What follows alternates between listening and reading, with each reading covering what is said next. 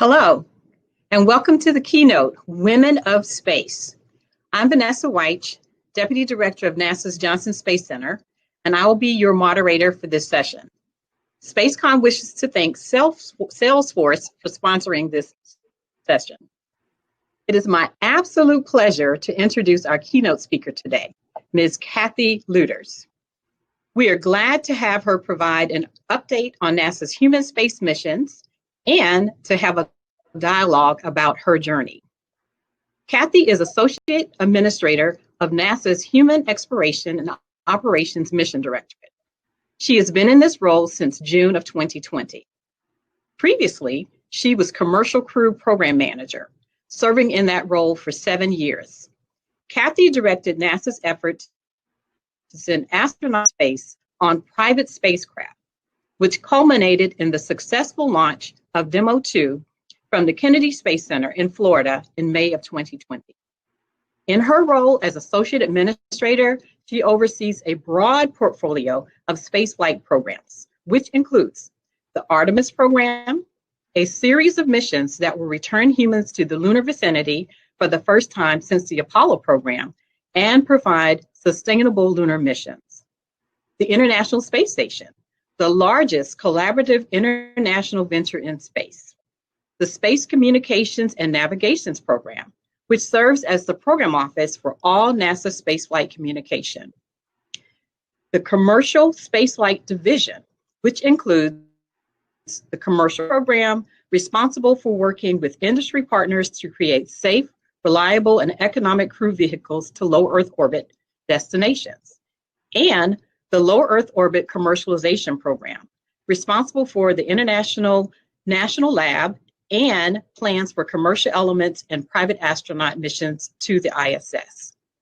Quite a portfolio. Kathy has a Bachelor of Business Administration and Finance from the University of New Mexico and a Bachelor of Science and Master of Science in Industrial Engineering from New Mexico State University. Please join me in welcoming NASA Associate Administrator, Kathy Luters. Kathy? Thank you, Vanessa. I really appreciate that. Let me just start with a few slides. Like you said, I can give you an update, and then you and I will have a conversation together. So it's a very exciting time for the Human Exploration and Operations Mission Directorate. We're at the cusp of getting our crew transportation systems ready, and we're also at the cusp of heading into our uncrewed demonstration mission for our Artemis system. So very, very, very exciting time for me to come in as a HEOAA. Next slide. You know, I always think about the International Space Station as a woman. And so as a 20-year-old woman, she's been doing great. and it's been amazing to me that, you know, astronauts have been living on the International Space Station continuously for 20 years. And by us doing that, we have learned so much, an incredible amount. I mean, we talk about the science a lot, but really what's been so critical for us in HEO is that this great platform has really taught about what it takes to operate in space. And we need to be able to know how to operate in space for us to be able to do our next missions. Not only that, it has been an amazing catalyst for relationships. You know, we were talking before about viewing yourself as a space company. We've had over 3,000 investigations, 4,400 investigators out of 108 countries. And I bet you every single one of those people did not think that they were a space investigator. So right now, what we're trying to do is create opportunities with International Space Station. So envision how you can be part of this orbiting platform. Next slide. We know that we need to continue even in low Earth orbit. Even though being 20 years old, I wish I was still 20 years old, but even though being 20 years old is young, we know at some point there will not be an International Space Station. We're hoping it's going to be as far out there as possible. We are laying in our plans now for it to go well far into the late 2020s. But for us to be able to sustain LEO as a platform for us, we need to start building our capabilities to be able to have commercial platforms. And our goal is to have a commercial LEO platform at some point way in the future. You know, our first steps towards that were first flying cargo to the International Space Station. And then right now, we're, as I talked about before, we're on the cusp of flying crew to the International Space Station. But we need industry to be our partners and understanding how to develop and establish new platforms for us to be able to use. Us needing this platform is another place where we need industry to be able to come in with their most innovative ideas on how to fill this need for us in the future. Next slide. You know, the reason we want to hand over LEO, and not hand over, but for us to focus on the future missions, is because we've got a big job that we need to do to be able to bring online our crew transportation systems that are going to take our crews to the lunar surface and to our lunar orbiting platforms, and to all the other great things that we're building up to for that will be our next steps towards the moon and eventually Mars. And we want to do this together. We want to have an ability to be able to have crew transportation, have our gateway system that we're bringing online. In fact, Jim Bridenstine signed the ESA MOU that kind of put our first international partner agreement in place today. And with our human landing systems that we're bringing online, we will then have an infrastructure that then can create an environment and a platform for other folks to be able to use around that lunar surface. And so the first steps for us to then be able to explore and be able to use the moon as a new platform is us obviously having our uncrewed demonstration mission next fall, and then leading into our crewed demonstration missions in 2023. Very, very critical steps to checking out the systems that we're bringing online that we'll need to rely on for our crew transportation as we're moving into our missions around the moon, on the moon, and moving into future Mars. But what I want to focus on that's so exciting, and I'm hoping everybody out there will be paying attention as we make progress on this over this next year, is that this mission next year is a 4 to 6 week mission. It's going to be taking us over 20,000 miles farther on the other side of the moon than we've ever been before. And we will be learning a lot as a team about how to continue to operate in this deep space environment in a place we haven't been to in a really, really long time, but we'll also learn things and find opportunities for us to be moving out on the possibilities that this key infrastructure will open up for all of us as we're moving to establishing an orbiting platform and boots on the moon in 2024. Next slide. So I've already talked about these a bunch, but you know that we need an infrastructure to, and these are the key aspects of us continuing to have a capability that's there that provides flexibility for multiple kinds of missions around the lunar surface.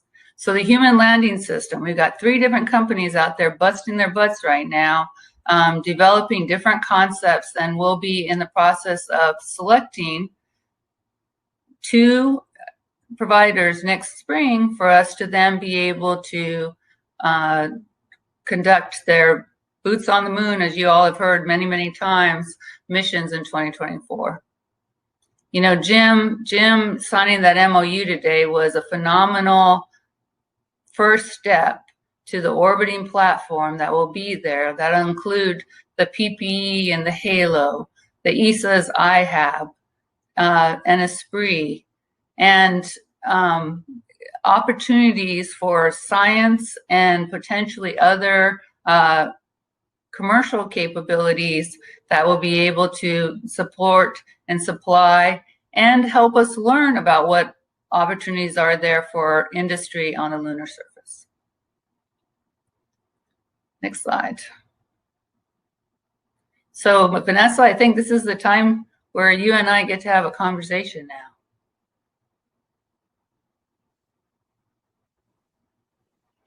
Excellent. Thank you, Kathy, for that presentation. So you've dedicated your career to the success of human spaceflight. How did your early career choices lead you to where you are now? And what is the most important leadership lesson you've learned?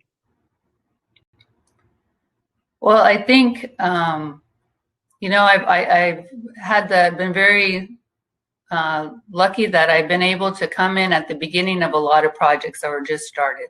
When I started at White Sands, we were just beginning to do the work on repairing the propulsion systems in the shuttle. And so I got to be part of the team that built up the depot and then managed that. Coming into Space Station, I was able to begin really, we just launched 2A. I was there at the launch of 2A. I kind of felt like I didn't belong because you kind of feel like you should drive home when you've only been on the program 2 weeks and you're at the launch, right? But I was able to, we were at the phase where we needed to figure out what kind of how we're going to sustain the station. So I got to be kind of part of that beginning. I got to be part of the beginning of cargo, and I got to be part of the beginning of crew.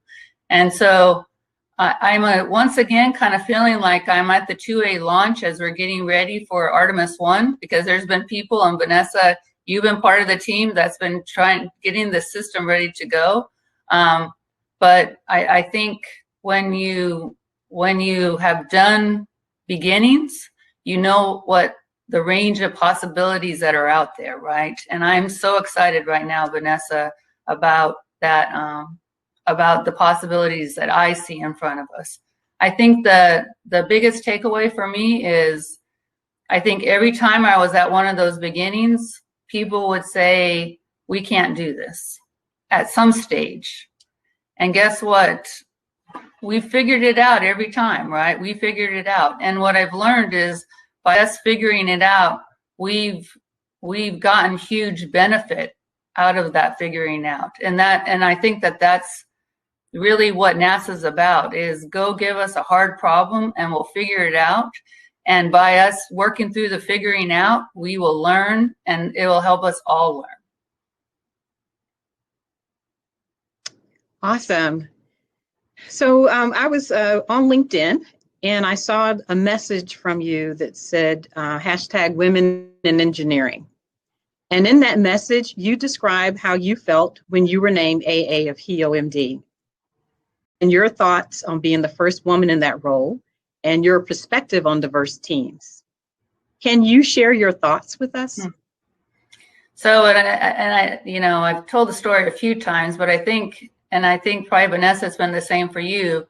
It sounds kind of weird, but we don't necessarily think about ourselves as women every day. I mean, obviously we know we're women, but when you're in the workforce, you're just kind of who you are. And so when I got the phone call, I didn't say yes right away, and I said, let me think about it. And I got off the phone, and my husband had been sitting there listening to me, eavesdropping, snooping, and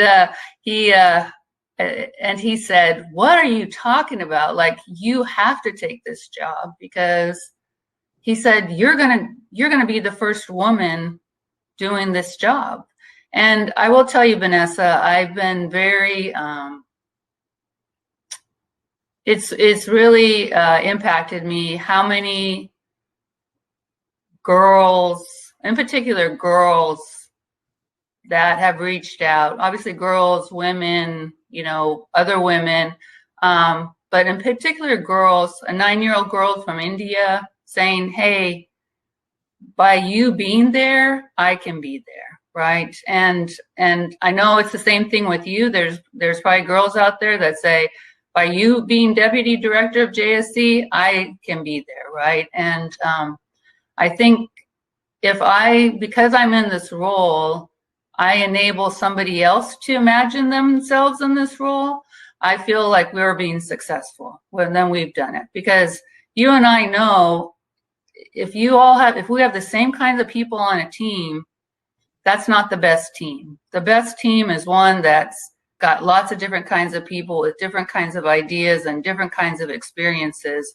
And that's what enables the most innovation and boundary breaking, technology and science. Well, you truly are an inspiration to all of us.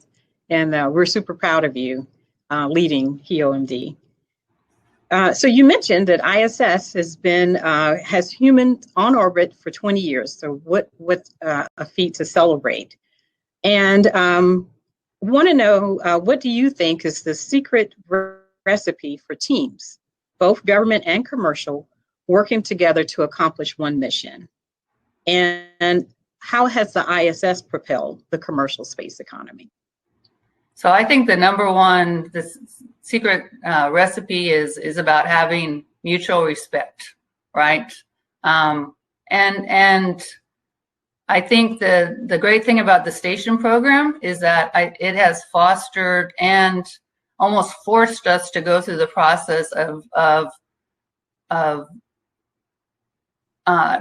earning that respect on all sides, and us gaining respect for other folks' capabilities, right? So if you think about it, and I just go back to my career, in the late 90s when I came on station, there was still a lot of worry about the Russians, and do they really understand what they're doing, right? And guess what? After a few years of working, we gain a lot of respect for the different ways that they do business, and they have very reliable, very look at the Soyuz. It's a feat of just amazing.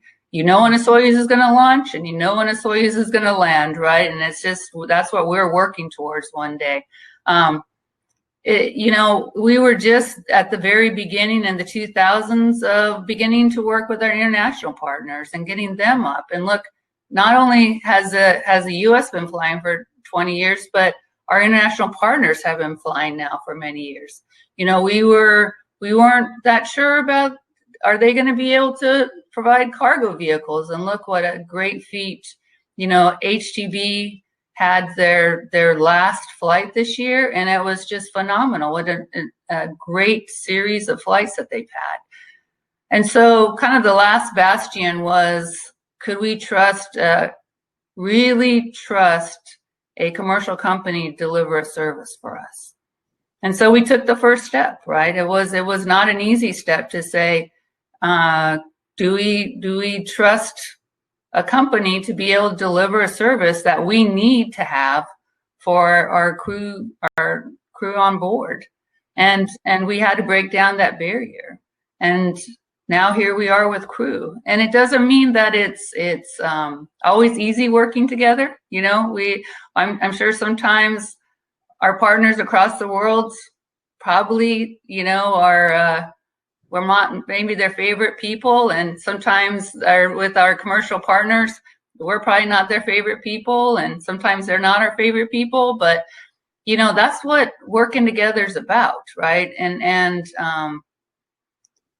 And we've all had to adjust to be able to conform to the different ways to work. And I do think when we've adjusted, look what a huge opportunity we have. We have, 5 different spacecraft designs out there now because of what we've done. We've, opened up the medium class launch market because of what we've done. We now have all these capabilities available to us for deep space exploration. Without the partnerships on station, we wouldn't even be talking about Gateway today, right? So look at all the opportunities you get when you just have respect for other people's talents. And talking about all of the commercialization that's been empowered thus far, but we know that you still have other goals for commercialization in LEO. Can you tell us what's going to come next in low Earth orbit? So we, this will be another big step for us to say, we still need an orbiting platform at some stage. We would like to focus on deep exploration, but we would also like to be able to continue to have a LEO platform to be able to test out our technologies and different capabilities. Going to the moon's it's a long way. Going to Mars is even farther, right? And so the space station has been so valuable with us being able to, right now, guess what? The most important thing that we all know and we don't ever talk about is a toilet. And guess what? On space station right now, anyone that's gone camping knows it's pretty important. And that we're getting to, and if that doesn't work, we're in big trouble. So we right now are getting to check out our new waste management technology on space station, along with other ecosystems that we have, along with our new suit. I mean, being able to check that out relatively close to us is an amazing thing. And be able to buy down that risk for the tough missions we have going forward. So we would like to begin to work with different companies on a LEO platform. But in the meantime, we're also further trying to figure out ways to help companies see the benefit of a LEO platform. We've got folks doing amazing things on the space station. Sometimes I think we make it look too easy because they do amazing things every day, right? And it's tough to keep up with it. But we think that there's business opportunities out there, and it's not our job to create business opportunities. But if there is one out there, and we can one day buy services in a LEO station, that would be great. And then we need to continue to figure out how to best work transportation. Transportation costs are a major impediment still for us. And so it would be really good to go figure out, is there other ways for us to be able to reduce the cost of transportation? Because that also would help everybody, kind of just like we've helped with medium class launch vehicles. Is there some other way we can help with crew transportation? We're trying all different kinds of things. By space station is allowing kind of opportunities, windows for us to be able to have private astronaut missions. And we're hoping that maybe there's a few lucky people out there that can maybe one day get to go to the space station and see how cool it is. Mm-hmm. So Kathy, you've been a major part of the success of commercialization of LEO. And I just wonder, when you reflect on the launch of DM2, what did that milestone mean to you? To me, it was really, and whenever you see these, it's such a culmination of the heroic effort of so many people, right, across the board. And checking out a new capability is so phenomenal. But I also think, Vanessa, we all have, and you have, and you know this because we deal with it every day. We have a bunch of precious people in our hands, right?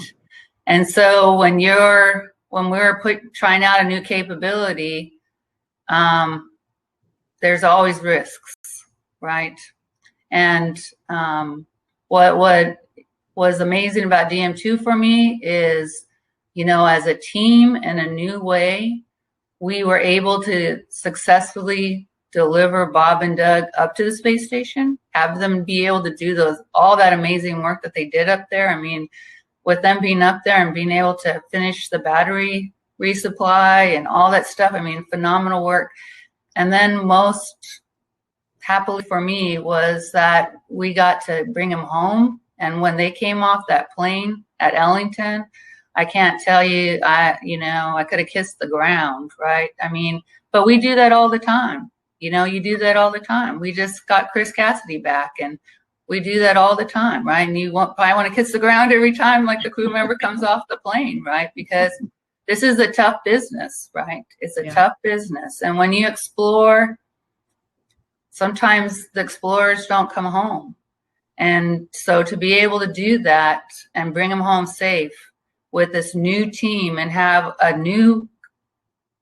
brand new company then become part of safely delivering people and understanding what it's like to hold your breath. There was a lot of people holding their breath. And over this next year, I'm going to be, really happy to see the Boeing people hold their breath, right? But that's what space exploration is about. So like what we talked about at the beginning, what's really cool about space? We get to do really cool things in a cutting edge manner and in a way that is more real and about making something happen. And there's nothing that makes you feel like that than seeing a crew member go in a capsule and seeing one come out. You're absolutely right. You're absolutely right. So your portfolio, as we discussed, covers a wide spectrum of human space. It includes Artemis all the way to the International Space Station, exploration research and technology, commercial, space communication. What does success look like to you in 3 years and then in 10 years? So to me, getting the commercial crew systems up and running, getting Artemis systems up and running. And, you and I know these timelines. I mean, 3 years, we'll have gateway systems being built. We'll have, IHAB being built. We'll have PPE being built, and they'll be all pulling their hair out as they're trying to go through testing and everything else, just like, folks are right now that are delivering the system. So for me, really getting those new crew transportation systems online, working, and those next set of modules moving forward is going to be, it's about then us setting up that infrastructure and getting it in place for the next missions. But Vanessa, we're always working on a cycle, right? And what I found out is we right now are bringing on systems, but we've got to be beginning to enable the next round, which is what I think we're doing with bringing on the HLS contracts, bringing on Gateway, bringing on IHAP. We then are bringing forward that next round. So we've now then got to start planning for how are we going to use all this stuff? And that's what's going to be the fun part. I'm wanting to be part of like, okay, now, so by 10 years, I'm expecting we're going to have these lunar missions. Those modules are up and we're using them, and we're finding ways to be able to use them in a way that we can have lots of people tie into it, just like the International Space Station has had lots of people tie into it. We want this to not be a NASA deal. We want it to be a national deal and an international deal. So Kathy, with the Artemis program, what will the first woman being on the moon mean to you? Vanessa, I'm still holding out on 2 women. So the first women, they'll have to fight with each other. Who's going to be the first one out? I think, and we see it, we see it with Kate going up.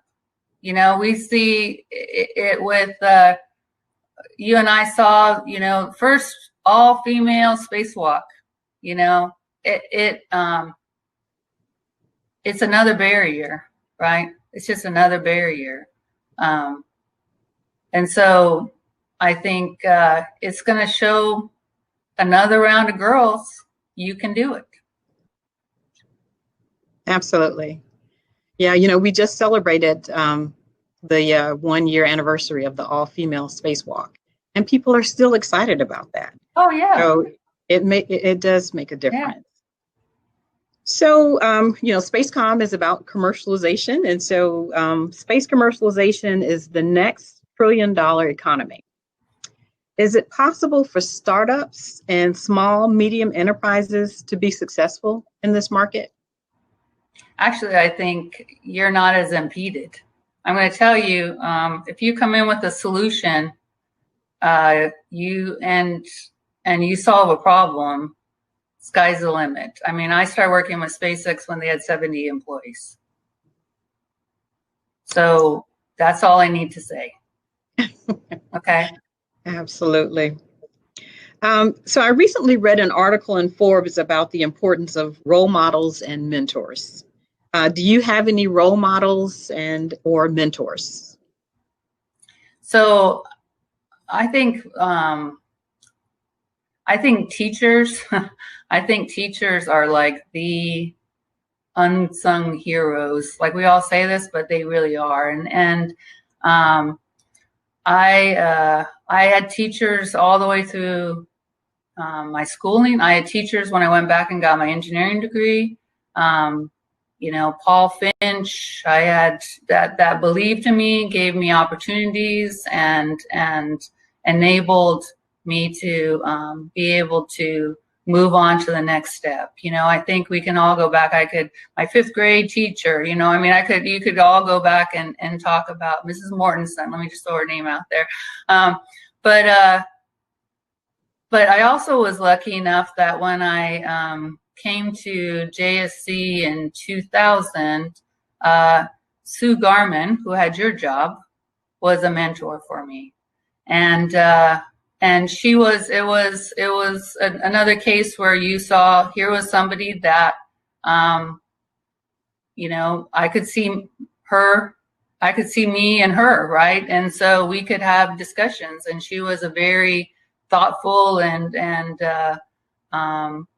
insightful, and you could ask her any questions and work through her, you know, and that was a really a great experience for me. And then I had Wayne Hale was my mentor for a while, but I also was lucky enough to work for Mr. Gerstenmaier for almost 20 years. So, you know, I think that was an opportunity for me to learn and see and really understand how to make the right decision at the right time, and be able to also look for opportunities and not be afraid to take a risk, right? And so I think we all should think about ourselves. Sometimes what I found out too, Vanessa, is sometimes I'll go back and talk to someone and say, wow, that really made a big difference to me. And they'll be like, I don't even remember that. So, you know, we've got to think about, we actually have opportunities to mentor every day, you know, in every way. And it should be a big, something we think about and have in our job jar. Well, and I will tell you that you are a role model for many in our NASA workforce and external in other organizations. And I think it's really awesome that people have you to look to. And, you know, they know that you worked really hard to get to where you are, and that they too, if they put their heads down and work really hard, they can get there as well. I'll tell you, Vanessa, the other day, I was talking to some Oklahoma University students, and what they told me was, you've been around for a long time. So when you go through that bio and introduction, it you know, when they said 1992 started at White Sands, they were like, you've been around for a long time. So I just may have been around for a long time, Vanessa. Well, it takes a long time to have the successes that you've had, you know, and to have that experience to be able to do the job that you're doing. And talking about the Artemis program, once again, how important is sustainability with the Artemis program? So I think the big difference with how we're going back to the moon is we're going back to the moon to stay, right? We're going back to the moon. We just don't want to go there just to have the journey, even though the journey is important. We're trying to figure out really how to use it as a platform and be able to continue to learn from it, because it is a stepping stone for us to the next phase. And what we've learned on station that we didn't know when we first went to the moon is how much we have to learn going forward. We are way more educated about how tough this is right now. And so we know that there's things that we have to learn around the moon for us to be smart enough to be able to really take that next step. And so I think right now we're trying to go to the moon in a sustainable way so that we have the infrastructure and the capabilities to be able to learn the things we need to learn. And we have folks right now, kind of going back to the 5-year and 10-year plan, we have folks right now that are starting to identify, hey, here's the things we need to know that we've learned that we needed to know that on station. Here's the things that we need to know and make sure, like radiation environment, like solar weather, like dust mitigation, like all these things that are really, really hard problems that we need to make sure that we've got good solutions for before we go take this next big step. Absolutely. And those are also opportunities for entrepreneurs to help with solving those problems and those challenges. You know, we did the regolith purchase as a way to, first of all, go say, hey, could we go buy, you know, get an ability to be able to go do that?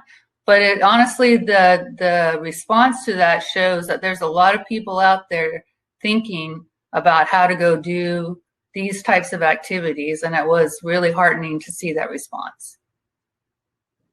So Kathy, as we close out this panel on women of space, please tell us one goal that you would like to achieve to have the greatest influence on females in aerospace. Well, Vanessa, one day I don't want us to be, maybe don't need a women in space panel. At some stage, you know, maybe we'll have a men in space panel, but I think, you know, I think we're here, right? And the fact that we're here and we're having this discussion means that there's more work to do. And that we're still unusual, right? And so one day I want us to have people in space, and that there's going to be lots of different people there, and they're all going to have these different stories and things that they've done, right? And it's going to be really cool. Awesome. Well, I thank you for spending this time having dialogue with me today. And I think I'll be turning it back over to our host. Thank you so much, Kathy. I really enjoyed the conversation. Thank you, Vanessa.